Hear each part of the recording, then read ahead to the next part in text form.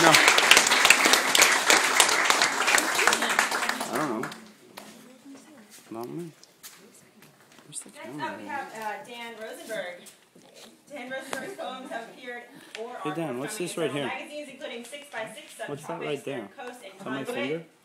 He is currently a teaching fellow at Augustana College. His first chapbook, A Thread of Hands, is published, and we are selling it in the back. Woo!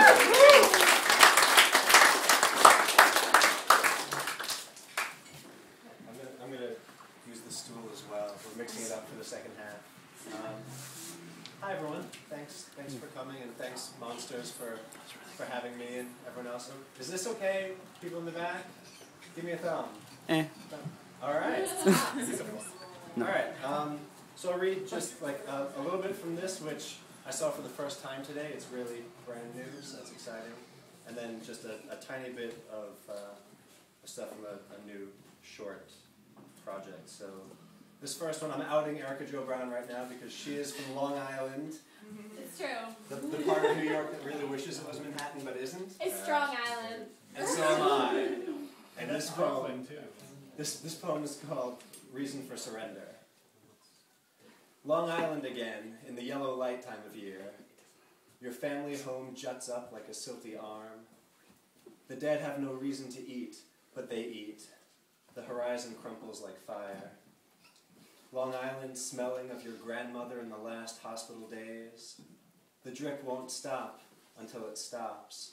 You want to say, the cathedral is a dildo. You can't trace the reason of your own mouth, the wet path around home, and you swing the front door shut like a hammer. Their faces. Our past is bracing for some blow, you want to say, your feet scraped clean on the family carpeting. You pile too much on the edge of the fall. Red-veined maple leaves leave. They sway into the pool and curl. The grown woman is a shopper, not a sister. Long Island air pollinates your head. You remember a sparrow's nest. It crumples and turns. Familiar faces.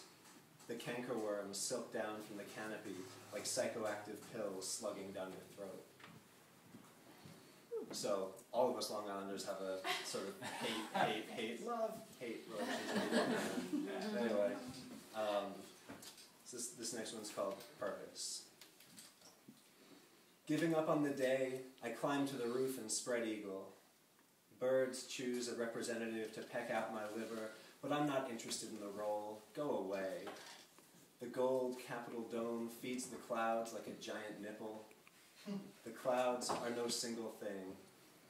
I'm worried that my blood will go where it must, completely unaddressed. How can I be heard inside myself? The shingles flap like mouths, pathetic, toothless mouths. I want to cover them all. If I spread myself thin enough, I can go totally limp, and their charades of speech will move me. From high above, I might be said to ripple. And this will be the last one from the chapbook, and it's actually the last poem I wrote when I was in the workshop at Iowa. And I think a lot of us tend to sort of write like goodbye poems at the end, and this was mine. It's called What's There? And it has a true story about my grandmother being a terrible cook in it. Briefly.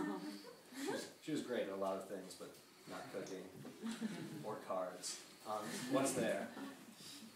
They're seeing the girl and they're seeing her switch to a seat farther from you. There's a red bird and there's a cardinal freaking from the shrub to the power lines so quickly he's like a bright stitch tying the sky down. Your one vest has just 2 buttons strung up with lots and lots of brittle threads. When your oven timer fails you yet again, and the firemen put out your supper, just like they did almost every Sunday for your grandmother who fed you the thin strip of roast that was neither raw nor charred, you feel ready for the public. You watch yourself in shop windows, and there's a walk, and apparently there's a strut you've never seen. Your father is a caretaker, and your mother is a caretaker. It takes you forever to sign off when chatting with your neighbor. Your acronyms fail you as they refuse to be quicker than the full-fledged sentiment. There's a field you can mark up with your footprints, and there's nothing at all. Your ghost is a battery and some kind of GPS for your body. It drives you, and you welcome the mechanical voice. It needs a key to get going. There it is, going. Everyone takes care. And then these are just short, and by short I mean short, little things that I'm working on, part of a much newer project. This one's called Oprah, because now that I live with Becca, I watch Oprah sometimes. Oprah. I'm vomiting glory and hope all over the studio audience. Empowered, the wife becomes a hairdo. Because I have blue scrubs, I'm a doctor.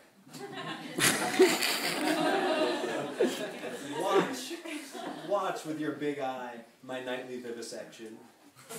Who can tell me, is this a prop or blood? Who else provides such hunger? Oh, you've won something. You've won something special.